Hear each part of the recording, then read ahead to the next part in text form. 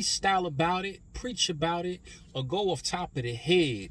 But today I bought my notes so I could resurrect the dead. Yeah! Greetings and blessings to my navigators of the seven seas. I am your locksmith, your symbologist, and metaphysical tour guide, Flat Archie 5000. And I'm back with another one as we navigate through the land of Pineal. Today we're going to unlock your Solomon's Temple to explore the infamous and timeless Akashic Records.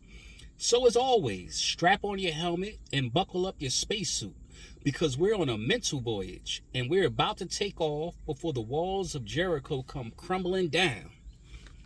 So as always, put on your thinking cap because we're about to explode. In the tradition of entering Solomon's Temple, we must use a meditative master key to help us stay on the path of enlightenment. It is these divine words that have a literal, allegorical, and metaphysical message attached to them when understood in its proper context. So today we give honors and respect to the great Dr. Sebi, who said, "Food that we eat is the very substance that causes the whole hormonal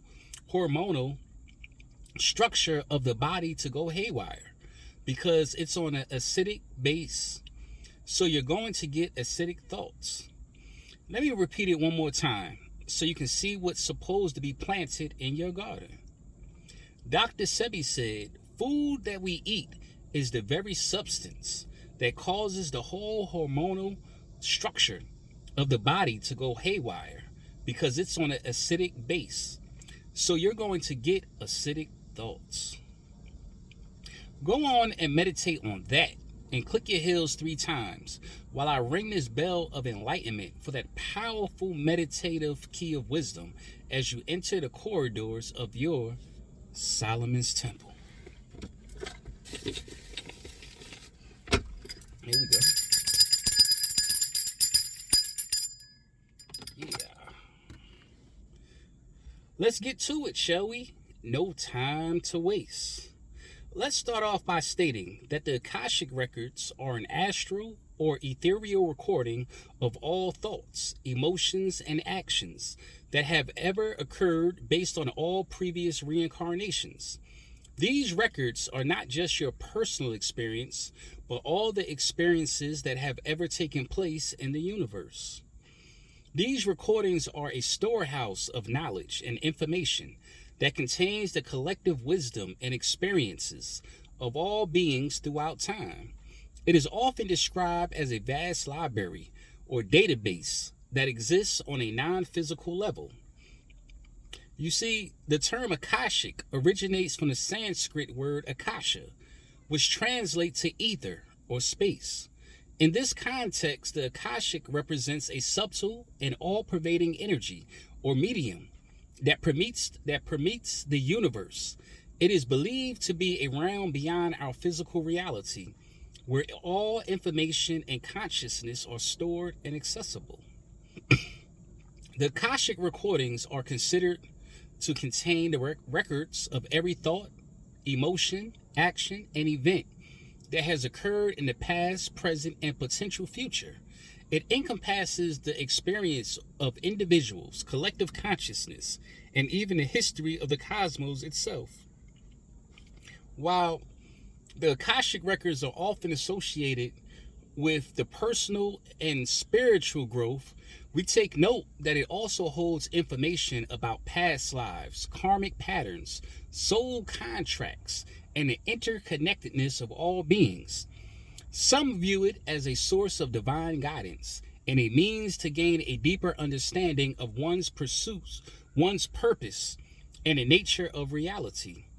Thus, accessing the Akashic Records is possible through various methods, such as meditation, visualization, and intention setting. These acts can be advanced by way of concentrating and zooming in on objects and images such as sigils, shapes, patterns, numbers, or a specific letter in the alphabet. In the halls of Solomon's Temple, there is many ways to tap into the Akashic Records based on your creative will and spirit. Which brings me to the importance and significance of tying glyphs to the equation. Because when one has imagination and a basic foundation of understanding universal principles and concepts, along with understanding different breathing techniques, one can instantly astral travel through time and space by way of concentrating on a physical glyph or a glyph that is invoked by way of thought.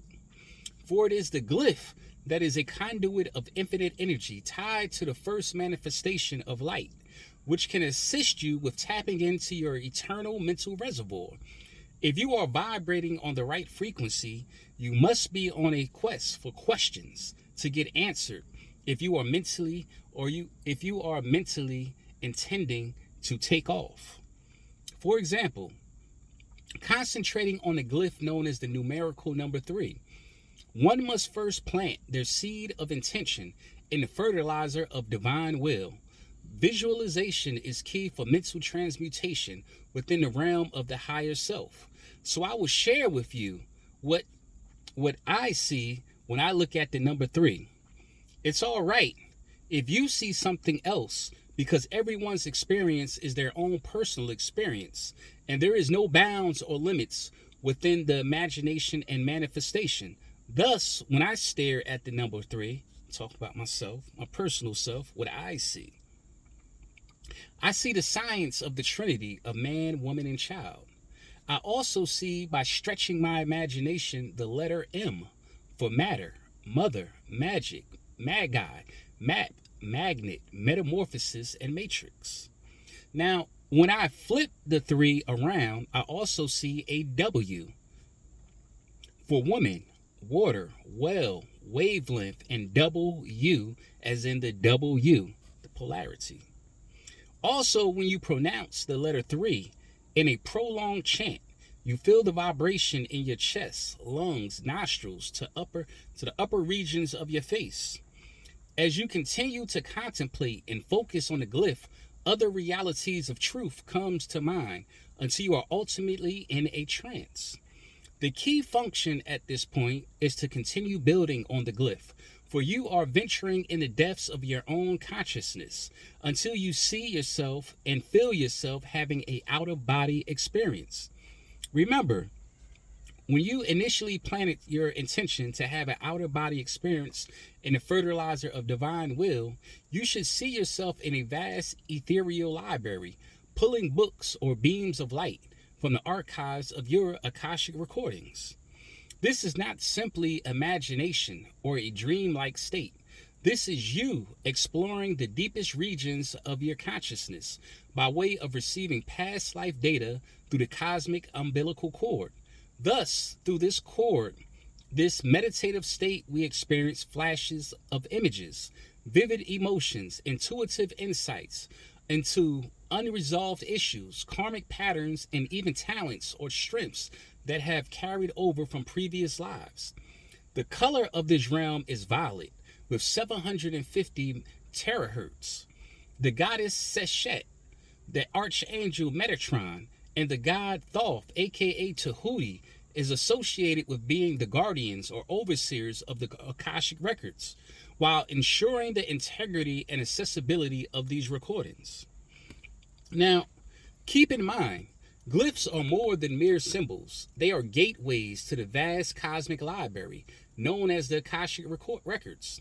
Within these records lies the accumulated knowledge, experiences, and wisdom of all beings who have ever lived. Each glyph carries a unique vibration, a resonance that connects to specific realms of understanding. Thus, by studying and meditating upon glyphs, you can attune your own energy to the vibrations of these records. Thus, it must be stated for the record that we as navigators of the 7 seas know that everything in the universe has its own unique energetic vibration or frequency. The glyphs as symbols hold specific vibrational patterns. Now, by focusing on and meditating with these symbols, we can align our own energy and consciousness with the vibrational frequency to create portals and stargates into otherworldly realms that are associated with the information stored in the Akashic Records. Take note, my master travelers, that accessing the Akashic Records involves expanding one's consciousness beyond the limitations of individual perception.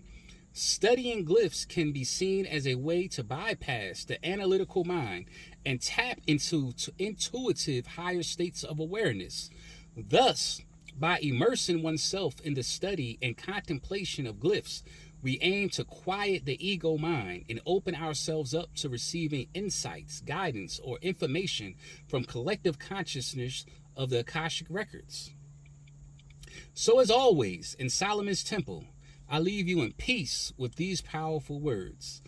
The kingdom of heaven is within you, and whosoever shall know himself shall find himself. Let me repeat it one more time because it felt so good. The kingdom of heaven is within you, and whoever shall know himself shall find it. Ashe, Ashe, Ashe.